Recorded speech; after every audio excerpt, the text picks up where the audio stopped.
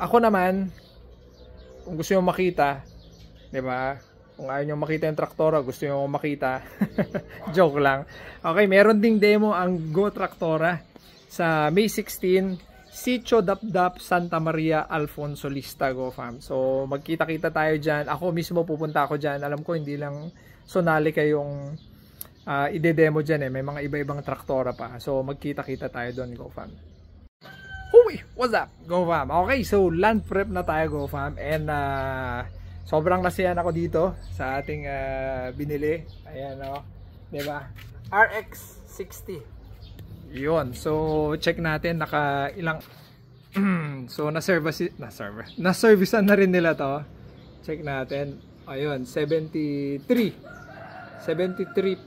hours. Na-servicean na rin nila. Okay. So, ito pala ay yung 60 RX. Ang katapat nito siguro is yung orange na 70.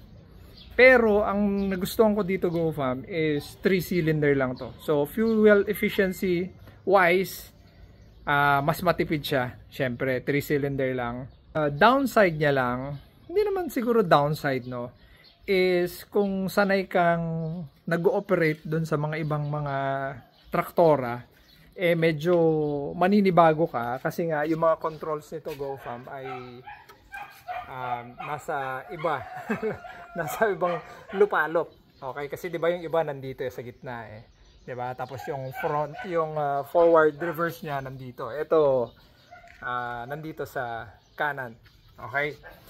And ang isa pang napansin ko dito, Go Fam, since solid yung body, no, solid yung body, mas mabigat siya. Trinay din namin to sa wet application, okay din naman. Hindi na lang namin nilagyan ng tubig kasi nga baka mabalaw siya, Go Fam. Okay, so kaya hindi namin nililisan to, Go Fam, para makita nyo. Ayan, oh. So nakakabit sa kanya rotovator. Ayan, oh. Ginamit natin wet application, diba? Para maniwala kay Go Fam. Ayun, madumi pa. Diba? Gamit na gamit. Performance, wala kang masabi. Hindi rin siya nabibitin kasi nga 60 horsepower siya. Hindi kagaya ng mga 38, 40s at saka yung mga 50 horsepower. Hindi ka mabibitin dito. Unit price wise, malayong mas mura siya, Go Fam. Malayong mas mura itong Sonalica. Tapos yung pinaka na-appreciate ko dito, Go Fam, is yung 2 years na warranty. So yung ibang unit, alam ko 1 year warranty lang yun, Go Fam.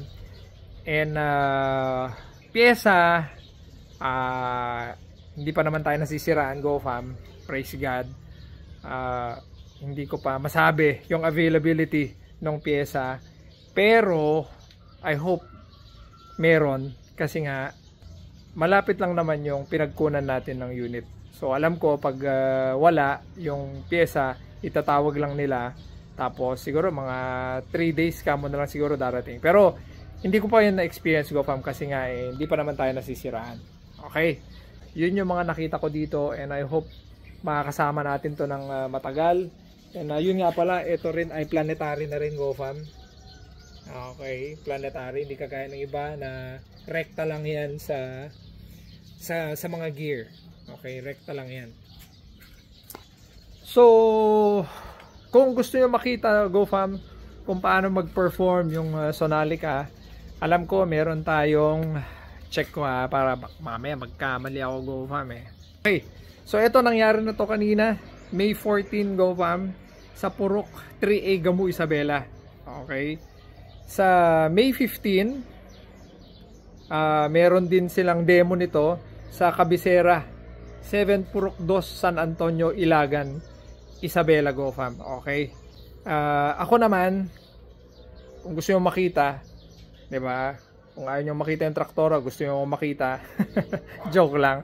Okay, meron ding demo ang Go Traktora sa May 16, Sitio Dapdap, Santa Maria, Alfonso Lista, Go Fam. So magkita-kita tayo dyan. Ako mismo pupunta ako dyan. Alam ko hindi lang Sonali kayong ide-demo dyan eh. May mga iba-ibang traktora pa. So magkita-kita tayo doon, Go Fam. Okay, check natin GoFam yung makina para mas ma-explain ko ng mabuti. Ay, ayaw ah. Oy, why you don't like? Okay. Yun. So, ito yung makina niya, GoFam. So, kung makita natin dito, GoFam, 3-cylinder. Siyempre, meron lang siyang 3 injector. Okay. Tapos, kaya siya malakas dahil nga ay turbo intercooler siya, GoFam. Ito yung intercooler niya. Okay. And ito yung kanyang turbo.